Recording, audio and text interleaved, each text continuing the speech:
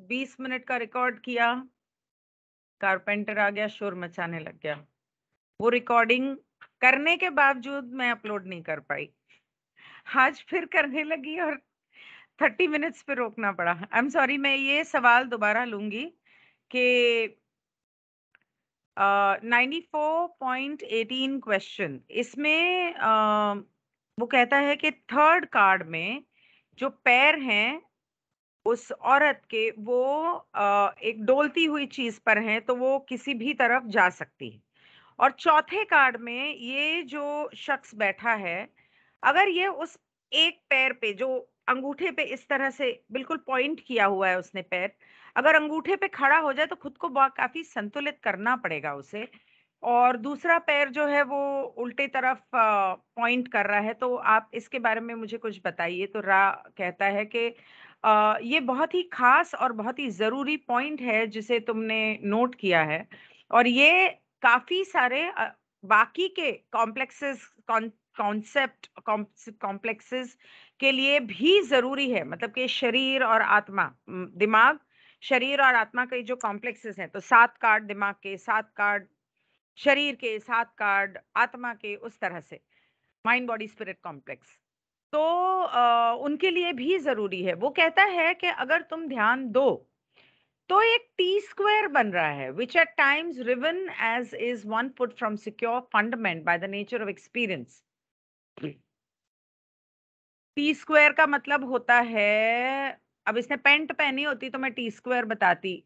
4 number बन रहा है, ये टी बन रहा है, ऊपर एक डंडा, नीचे एक डंडा। जैसे इंग्लिश में टी लिखा जाता है टी, तो टी स्क्वायर। अब स्क्वायर क्यों? क्योंकि riven given as is 1 foot from secure fundament by the nature of experience, yet still by the same nature of experience is carefully, precisely, and architecturally placed in the foundation of this concept complex, and indeed in the archetypical mind complex. कौन सी भाषा कहाँ से सीख के आया था? Riven can be defined as to tear apart. तो वो कहता है कि ये इस तरह से है कि एक पैर तो मूल रूप से अनुभव के स्वभाव को अलग कर रहा है। मतलब 2 पैर ऐसे होने के बजाय ऐसे रखे हुए हैं, एक के ऊपर एक। तो इस पैर को तो सहारा मिल रहा है, इस पैर का। मतलब आपने अपने पैर को अपने घुटने पे रख के बैठ गए, तो आपके इस पैर को उस पैर का सहारा मिल रहा है। और यहाँ पर आपके अनुभव के स्वभाव को मूल रूप से एक तरह से अम, अलग किया गया है। लेकिन अलग होने के बावजूद इसी स्वभाव, इसी अनुभव के स्वभाव से इस and architectural the foundation of this complex, इसको इसके ऊपर रखा गया। और नीचे वाला जो है उसे बड़े ध्यान से उसकी नींव बनाया गया है, वो नींव बन गया है उसका। तो वो क्या कहने की कोशिश कर रहा है कि एक पैर नीचे है, इस पैर को मोड़ के तुमने ऐसे रख दिया। ठीक है, रखा तो आपने घुटने पे है, घुटने पे। अब उसने स्कर्ट पहनी है, तो देखने में वो टी लग रहा है। अब ये जो टी बना है ना, वो एक तरह से इन दोनों को, सही रास्ते और अलग रास्ते को अलग कर रहा है। जहां इसका, ये जो है वो इसका नींव बन चुका है, ये पैर इसका नींव है। और ये दोनों अनुभव के अ, अनु अन, अनुभव का स्वभाव है। ये अनुभव अलग है, ये अनुभव अलग है। अब तुम जब अंगूठे के ऊपर खड़े होते हो, ठीक है, ये पैर का अंगूठा नीचे पॉइंट कर रहा था, अंगूठे के ऊपर खड़े होते हो, अगर तुम संतुलित हो तो अनुभव सही रहेगा। अगर तुम संतुलन नहीं रख पाए और गिर गए तो ये भी गिर जाएगा। और जब ये गिरेगा तो ये तो अलग हो ही जाएगा। और अगर ये इस तरफ गिरा तो आप कभी कोशिश करना कि आप अपने अंगूठे के ऊपर खुद को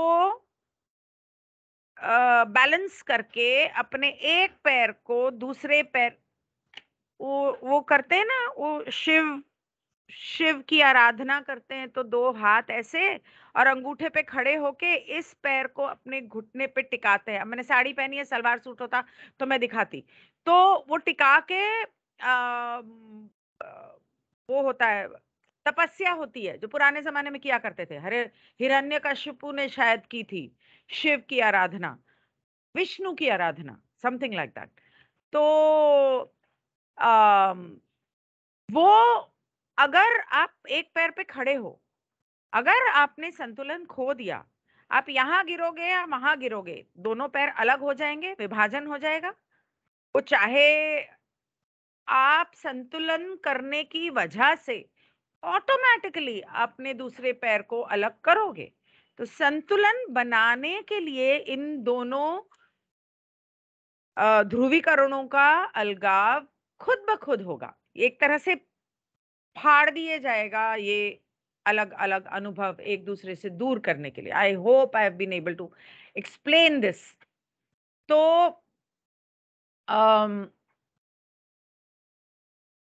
ये जो दिमाग, शरीर और आत्मा है, इन तीनों का जो मिला जुला कॉम्प्लेक्स है, जो मिला जुला अस्तित्व है, ये उसके लिए बहुत ही सोच समझ के इस तरह से इसे बनाया गया है। आ, अनुभव जो है उसका जो स्वभाव होता है वो बहुत ही असरदार होता है, और and poignantly expressing the architecture of experience, both the fragility of structure and the surety of structure। वो कहता है यहाँ पर ये जो अनुभव का स्वभाव है वो इतने असरदार तरीके से और बड़े प्यारे तरीके से एक पॉइग्नेंट, मतलब कैसे कहूँ, कविता कविता करते हैं।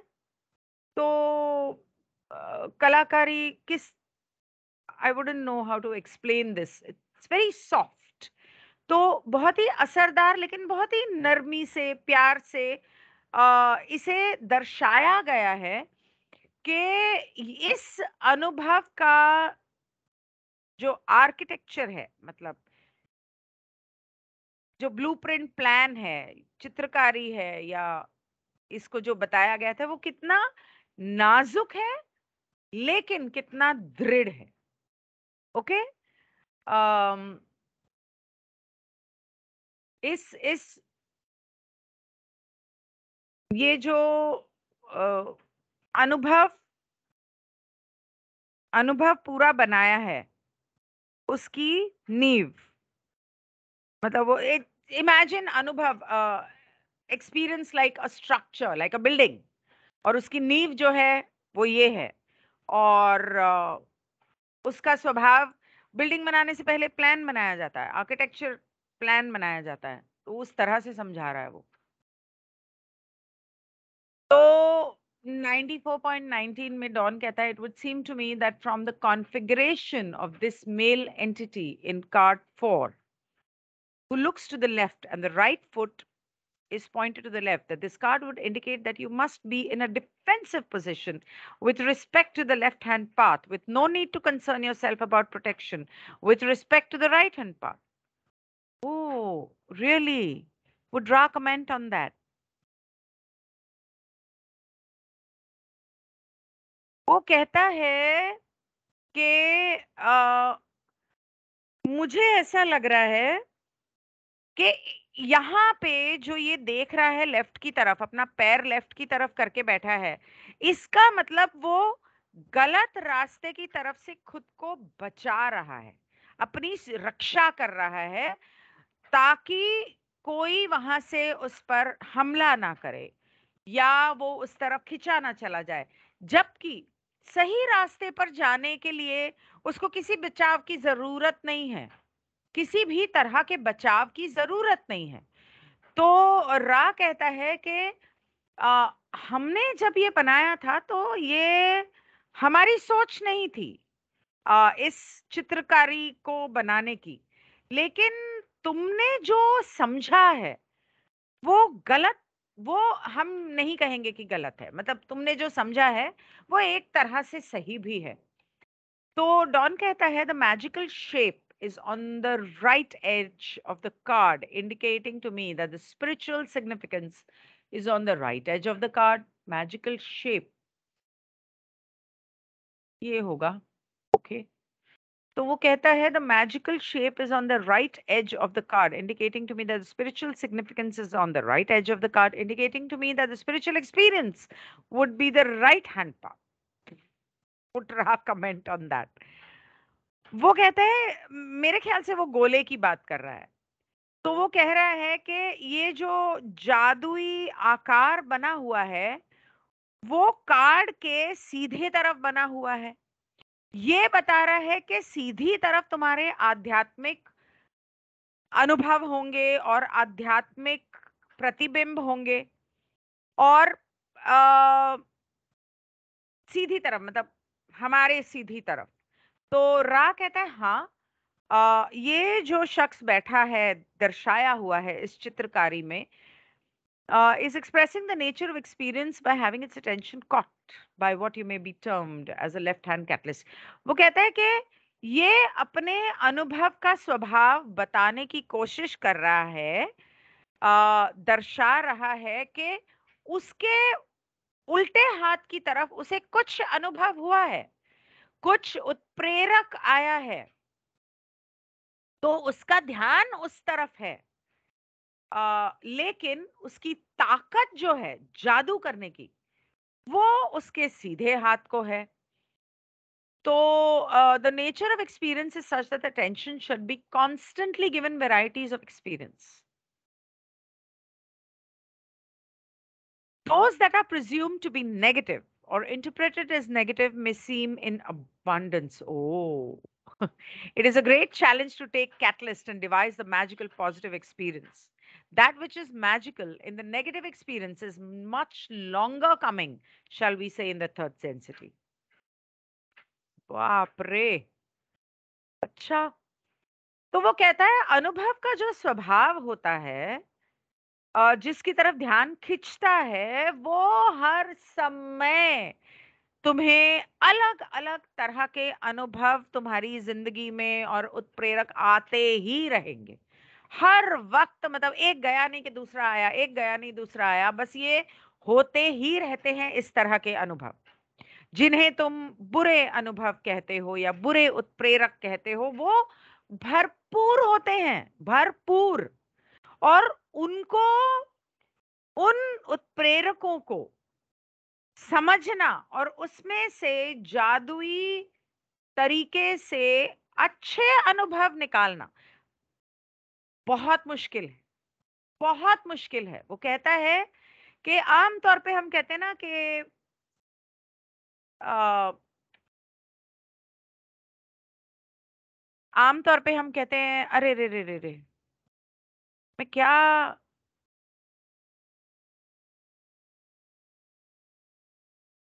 मैं क्या उदाहरण दूं। ब- आय हाय, सॉरी, वो एक कीड़ा चल रहा था उसकी तरफ ध्यान चला गया मेरा। तो उत्प्रेरकों में से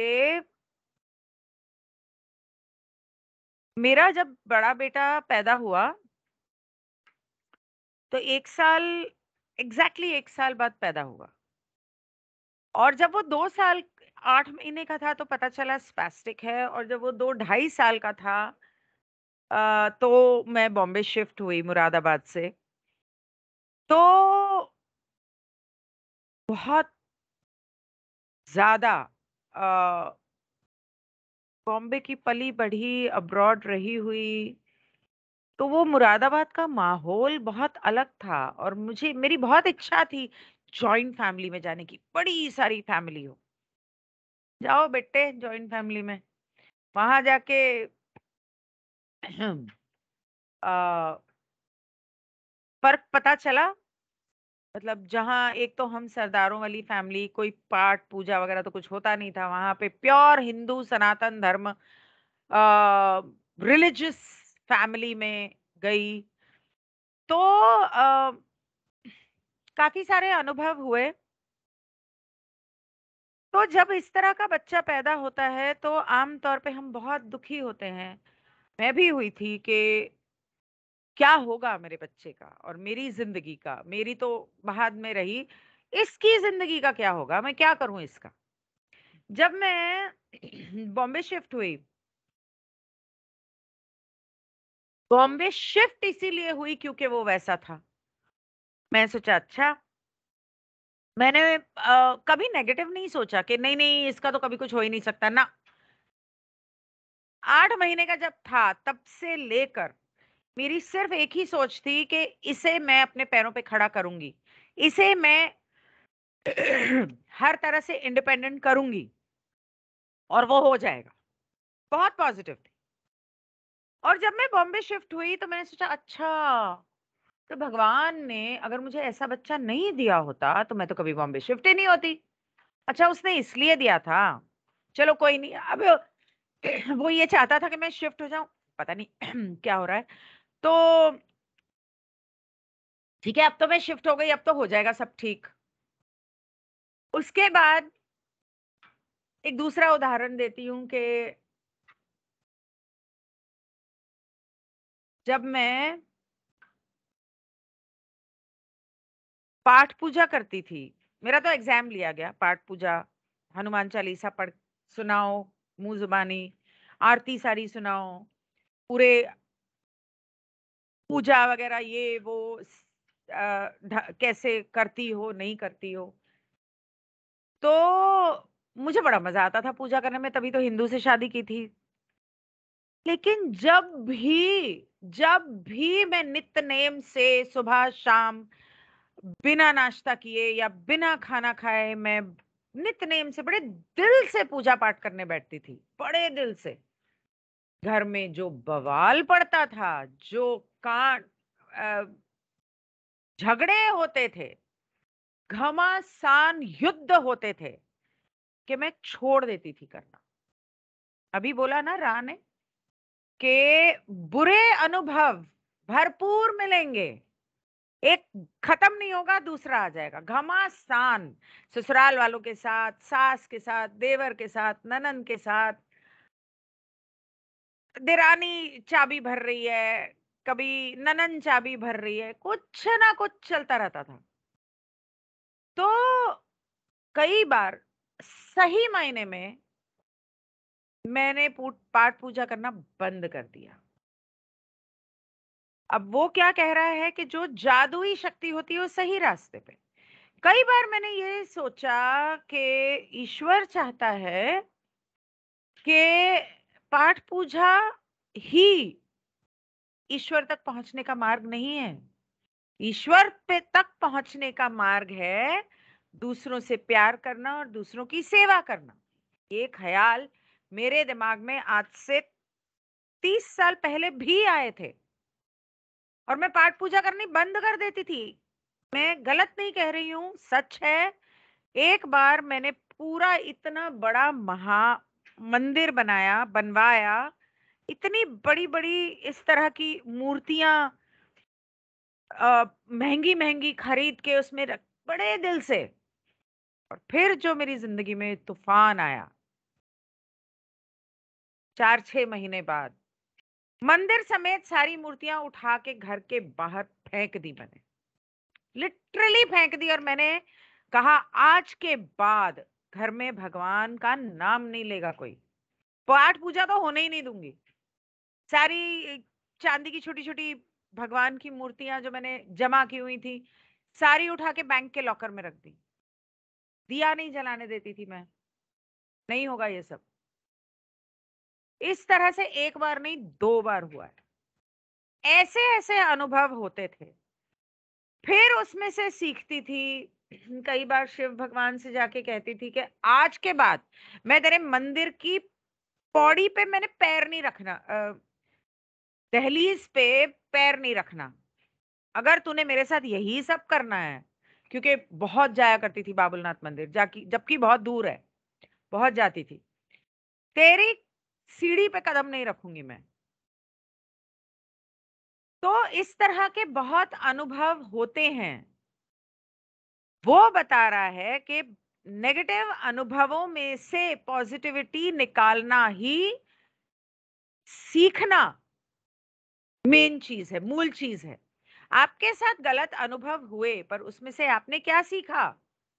आपने उसमें से निचोड़ निकालना है कि भाई मेरा एक के साथ ब्रेकअप हो गया, स्यापा ब्रेकअप हो गया, अब मैं क्या करूं?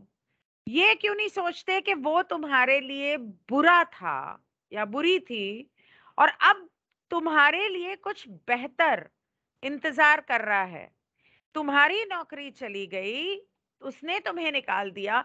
हो सकता है ईश्वर चाहता था कि तुम अपना बिजनेस शुरू करो। ये कभी सोचा? और बिजनेस शुरू करोगे तो एक तो स्वाधीन, और दूसरा कमाई। जितनी मेहनत करोगे, जितनी शिद्दत से करोगे, आ, उतना कमाओगे। गुड़ डालोगे उतनी मीठी खीर होगी। ये वो इसमें बताने की कोशिश कर रहा है। सॉरी, मैंने बहुत लंबे लंबे उदाहरण दिए। तो उसके बाद वो डॉन पूछता है कि अब जो तीसरा और चौथा ये प्रतिबिंब बनाया है आपने दिमाग का, मुझे ऐसा लगता है कि ये दोनों एक साथ काम करते हैं। हमारी आत्मा आत्मा का जो ध्येय है इस जिंदगी में, soul purpose of creating the polarity in the most efficient manner possible.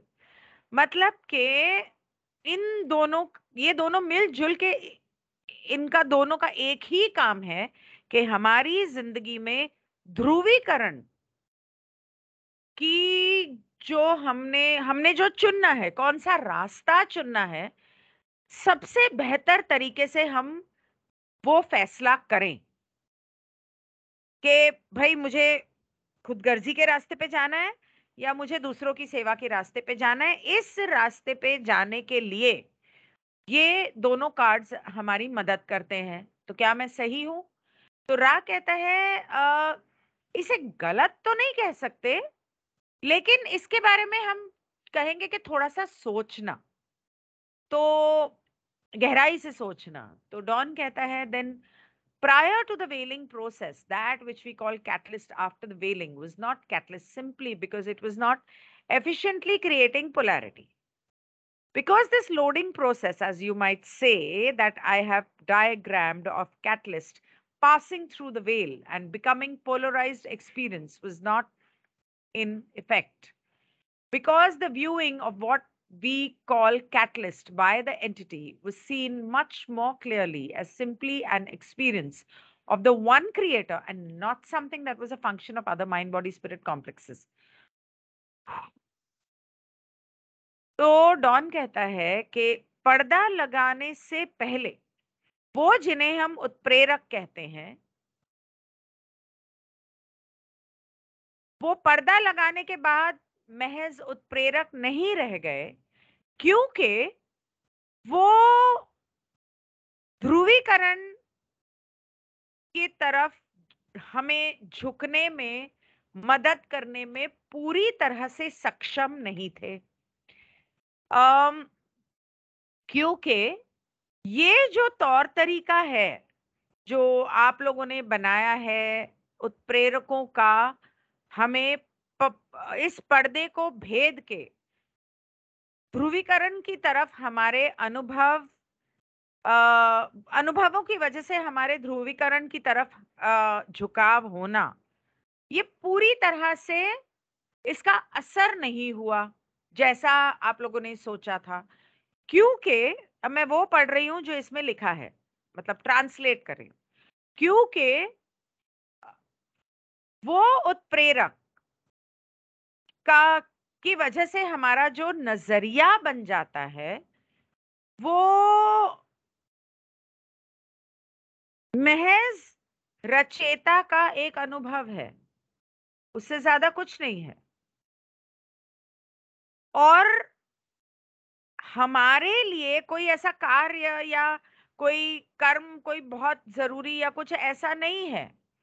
ये उस रचयिता का एक अनुभव है। तो जैसे जनरली पा कहते हैं, बहुत टूट के समझाया और समझ में नहीं आया तो जरा संक्षेप में कहो तो यस पा संक्षेप में कहती हूँ। वो कहता है कि पर्दा लगने से पहले जिसे आप उत्प्रेरक कहते थे वो महज उत्प्रेरक नहीं थे, क्योंकि वो असरदार नहीं थे ध्रुवीकरण पैदा करने में। और पर्दा लगने के बाद भी ये जो उत्प्रेरक हैं ये हमारे लिए अनुभव से ज्यादा ईश्वर के लिए एक अनुभव है। तो हमारे लिए अनुभव की वजह से उत्प्रेरक बनने की से ज्यादा या उत्प्रेरक की वजह से एक अनुभव बनने से ज्यादा अ, रचयिता के अनुभव को दर्शाते हैं, या उस वो एक बहुत खास सफाई से मुझे नजर आ रहा है कि वो ज्यादा है। तो रा कहता है the concepts discussed seem without significant distortion. सीधे सीधे कह देता कि हाँ तू सही कह रहा है, पर नहीं, नाक को ऐसे नहीं पकड़ना, ऐसे पकड़ना होता है रा ने। तो वो कहता है कि जो कुछ भी तुमने समझाया उसमें बहुत ज्यादा मरोड़ तरोड़ के तुमने कुछ भी नहीं कहा, बहुत सीधे तरीके से कहा और सही कहा, सीधे ही बोल देना था। क्या यार रा। तो कितना समय हो गया? अच्छा ये तो पता ही नहीं चलना, ये तो अच्छा, थैंक यू। डॉन कहता है तो then we are expecting in card number 4 to see the result of catalytic action and therefore a great definition between the dark and light areas. वो कहता है कि इस चौथे वाले कार्ड में जो उत्प्रेरक के वजह से कार्य हुए हैं या उत्प्रेरक ने अपने कांड किए हैं, भाई मैं तो उसे कांड ही बोलूंगी, तो उसका असर हमें इस चौथे कार्ड में नजर आएगा। और उसकी वजह से बहुत सफाई से सही रास्ता और उल्टा रास्ता में अलगाव बहुत साफ साफ नजर आने लगेंगे। दोनों में झुकाव या दोनों में फर्क बहुत साफ साफ नजर आने लगेगा। इस कार्ड में हमने एक चीज और देखी, जो बहुत ही गहरा रंग कुछ हिस्सों में दिया गया है और कुछ हिस्सों में बहुत ज्यादा सफेदी है, बिल्कुल चमक है। 3 नंबर कार्ड के मुकाबले मुझे ये बताता है ये कि यहाँ पर दोनों ध्रुवीकरणों में एक साफ तरीके पे एक रेखा खींची गई है, जो हमारे अनुभवों के लिए एक तरह से एक ब्लूप्रिंट है, मतलब कि एक प्लान है। तो मोटे तौर पे वो ये कह रहा है कि ये जो उत्प्रेरकों की वजह से, उत्प्रेरक जो कार्य करते हैं, जो कांड करते हैं हमारी जिंदगी में, जो तूफान लाते हैं और जो भी परेशानियां हम झेलते हैं, वो हमें सही और गलत रास्ते में साफ तरीके से फर्क करना सिखाती हैं। हमारी जिंदगी में हमें साफ तरीके से अपने चुने हुए रास्ते पर चलने के लिए प्रोत्साहित करती हैं। और कार्ड नंबर 3 के मुकाबले कार्ड नंबर 4 में सही और गलत रास्ते के अलग अलगाव या फर्क जो हैं वो बहुत क्लियर तरीके से एक हमें ब्लूप्रिंट प्लान बना के दे रहे हैं कि ये डायग्राम है, ये यहाँ से ऐसे, यहाँ से ऐसे और इस तरह। तो वो हमें दिशा दिखा रहे हैं।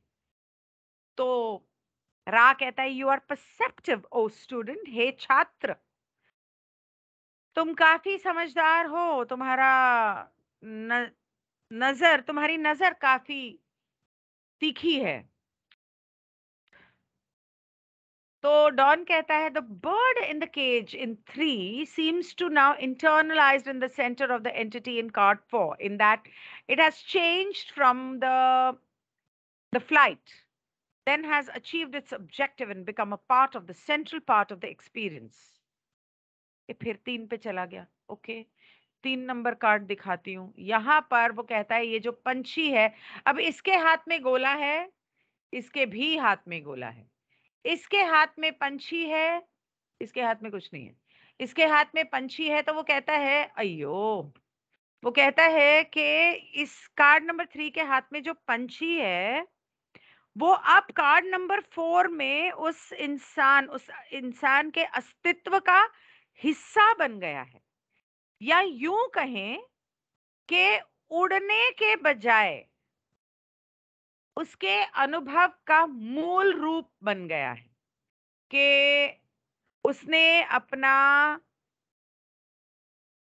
जो ऑब्जेक्टिव को हिंदी में क्या बोलते हैं? मैं ध्येय बोलती रहती हूँ पर पता नहीं आप लोगों को ध्येय का मतलब पता है कि नहीं? ऑब्जेक्टिव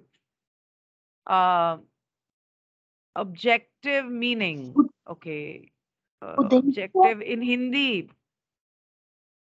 ऑब्जेक्टिव इन हिंदी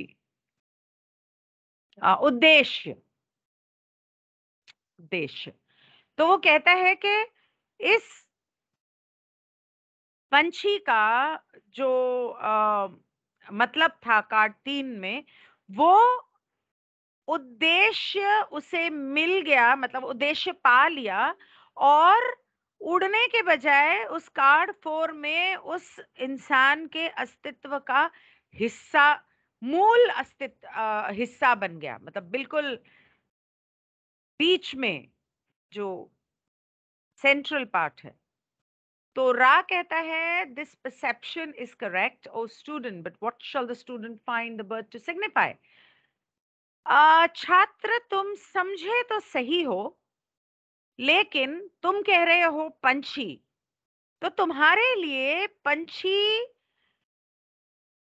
किस चीज का प्रतिबिंब है या वो क्या दर्शाता है पहले वो तो तय करो क्योंकि वो तो हर इंसान के लिए अलग हो सकता है तो डॉन कहता है I would guess that the bird signifies that a communication that comes as catalyst signified in card 3 is accepted by the female and used becomes a portion of the experience. I'm not sure of all of that at all. मुझे पक्का नहीं पता कि मैं सही हूं या नहीं पर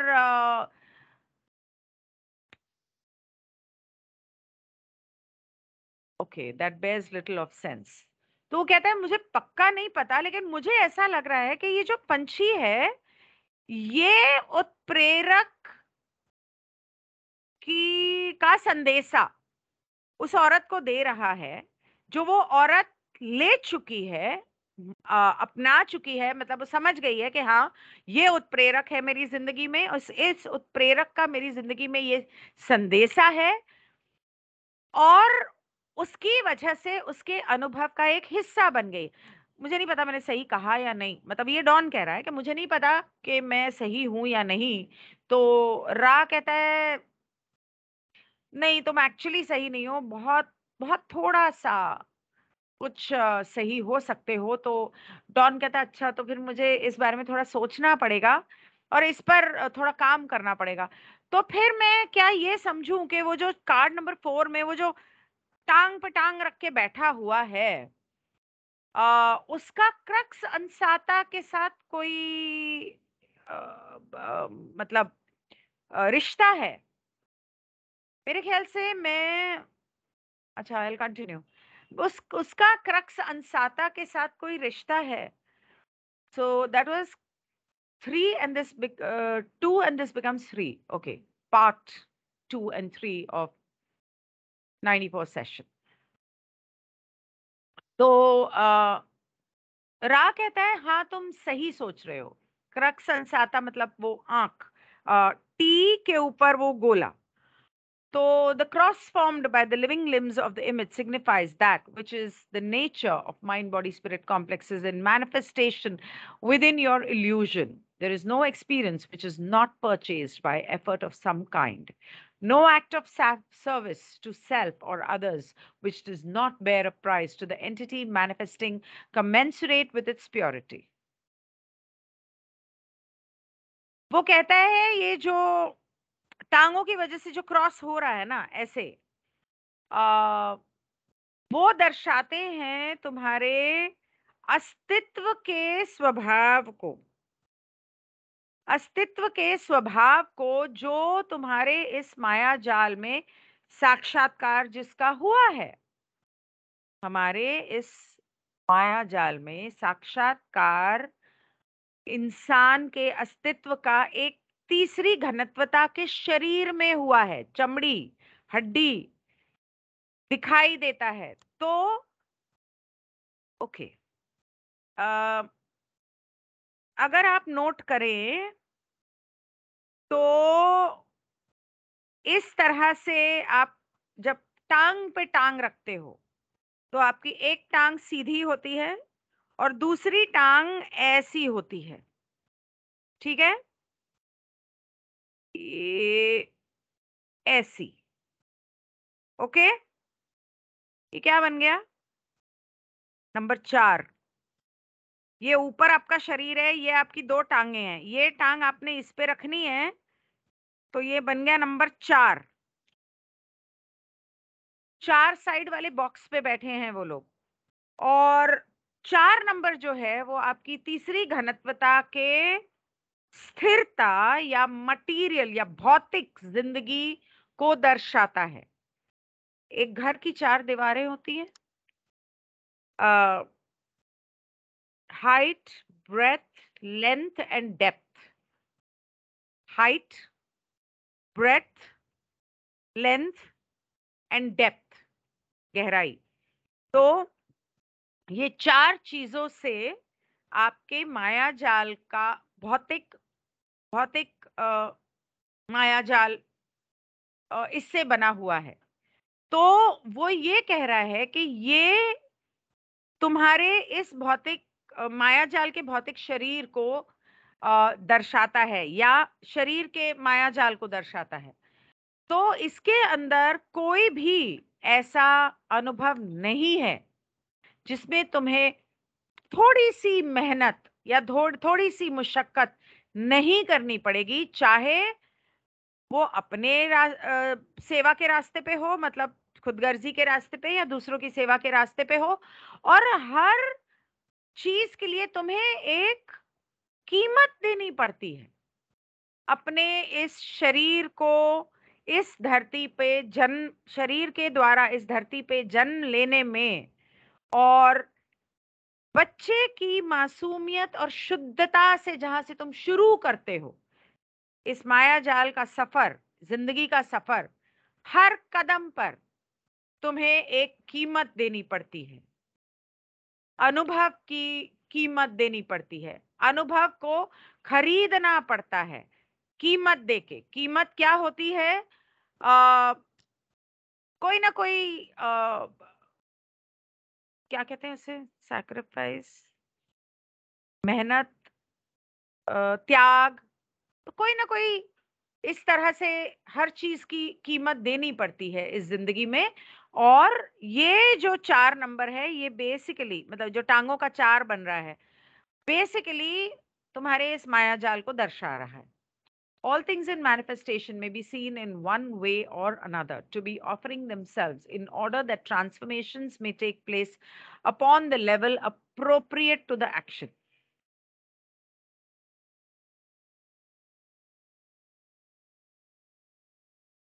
वो कहता है कि इस माया जाल में साक्षात्कार होना एक हर तरह से ये दर्शाता है कि जब आप कोई कार्य करते हो तो उसके कार्य और आपके कर्मों के हिसाब से उसका एक नतीजा होता है, और वो नतीजा एक बदलाव लाता है आपकी जिंदगी में।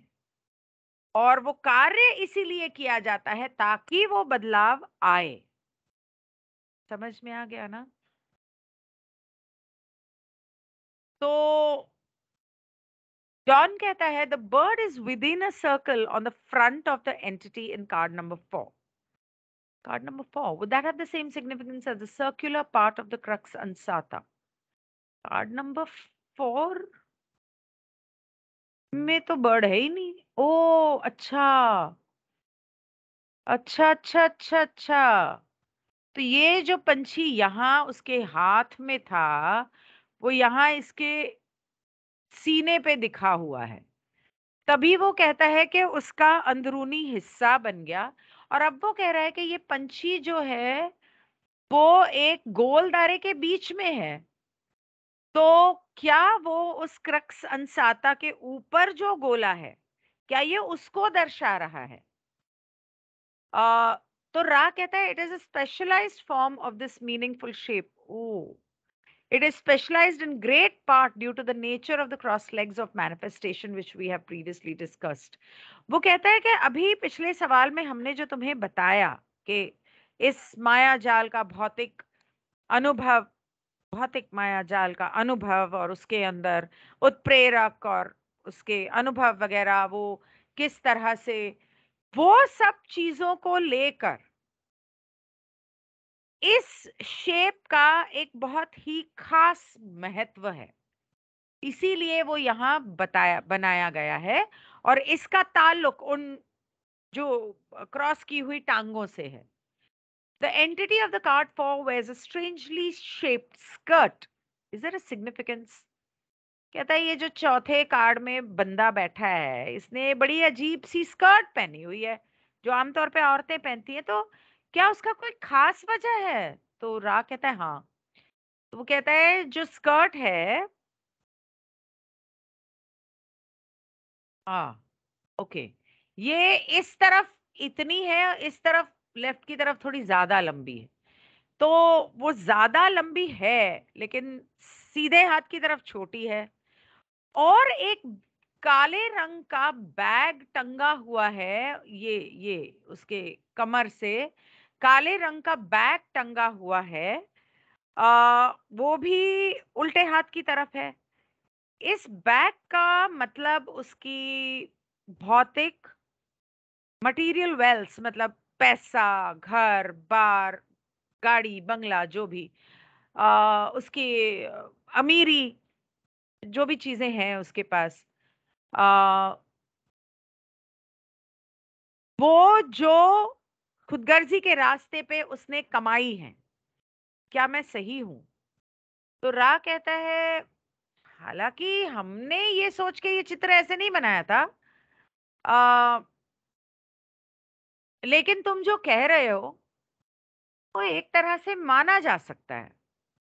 चलो मान लेते हैं कि तुमने जो कहा वैसा है।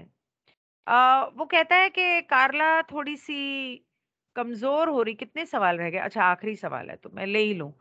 तो कमजोर सी हो रही है, तो शायद सवाल जवाब में परेशानी हो, तो अम, कोई और सवाल पूछना है तो पूछ लो। तो डॉन कहता है कि मैं तो सिर्फ ये कहूंगा या पूछूंगा कि इस कार्ड में एक आदमी है, that experience is gained, the mind becomes a motivator, or that which reaches or does more than the simple experience prior to the catalytic action.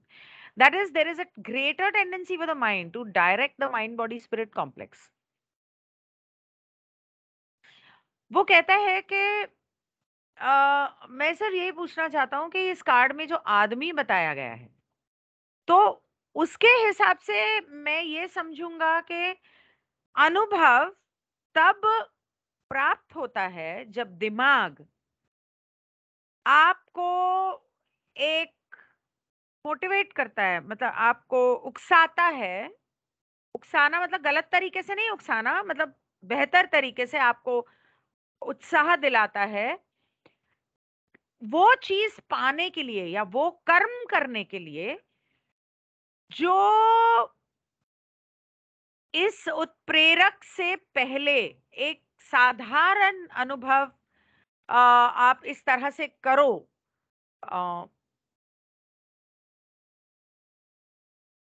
which reaches or does more than the simple experiencer prior to the catalytic action.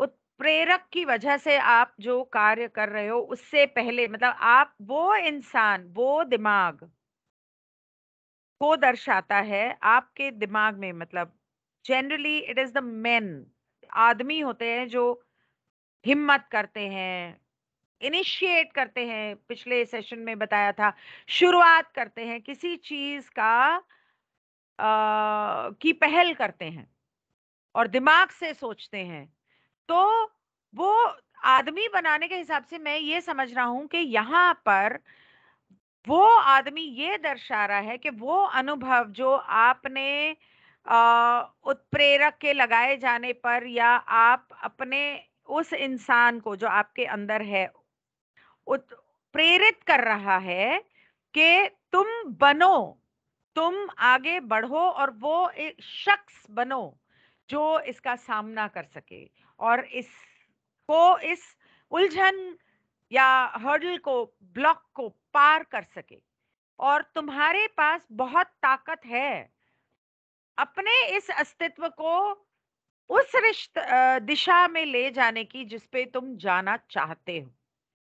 पूरे के पूरे अस्तित्व को, mind body spirit complex को, इस इंसान को वो ताकत देने की संभावना तुम रखते हो, वो ताकत देने की, प्रेरणा देने की ताकत रखते हो तुम। तो वो बनो, ऐसा बोलने की कोशिश करा। I hope you understood. I am sorry. Other than that, और फिर बाकी बस कार्ला ठीक है कि नहीं, और वो कहता है कि हाँ आप बहुत ध्यान रखते हो कार्ला का। हाँ, अकेले इस कार्ड को समझाने में, मतलब इस सेशन को समझाने में दम निकल जाता है। एक तो दिवाली की वजह से काफी सारे सेशंस, काफी सारे दिन में सेशंस कर नहीं पाई, कोशिश तो की मैंने। दूसरा, शाम को आमतौर पे या मैं बिजी होती हूँ या पा बिजी होते होंगे, तो मैंने पा से पूछा ही नहीं, सही बात पूछूं तो। और मैं खुद ही इतनी बिजी थी। मुझे जब जैसे मौका मिलता है मैं कोशिश करती हूँ कि रिकॉर्ड करूँ और अपलोड कर दूँ, और उसकी वजह से थोड़ी सी ये दिक्कत आती है, पर I have tried my best. और अगर आपको कहीं कुछ कोई सवाल समझ में ना आया हो, उस सवाल का नंबर कमेंट्स में लिख देना। May be Pa and me can just take a question answer session over the weekend or something if possible. uh yeah, maybe. I think 30th को नहीं, 30th को संडे को तो मुझे टैरो के, चलो मैं मंडे को रिकॉर्ड कर लूंगी। तो 30th को क्वेश्चन आंसर सेशन लेने की कोशिश करते हैं। Okay, so thank you so much. And one sec, let me stop the recording first. All right.